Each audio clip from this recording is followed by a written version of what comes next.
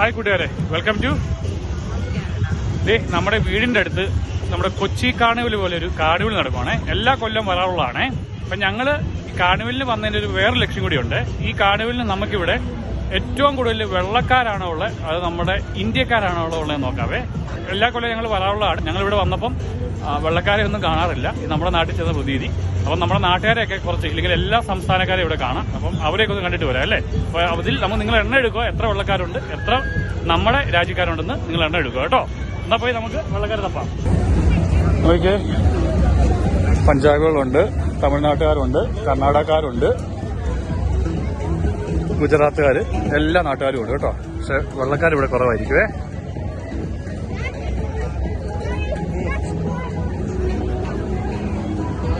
നിങ്ങൾ എണ്ണി തുടങ്ങിയാലോ നിങ്ങൾ?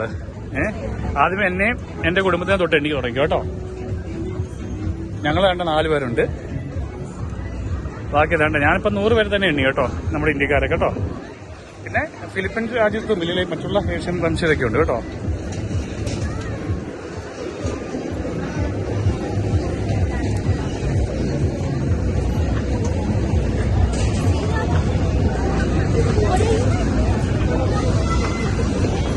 നമുക്ക് ഈ റൈഡിനകത്ത് നോക്കാം.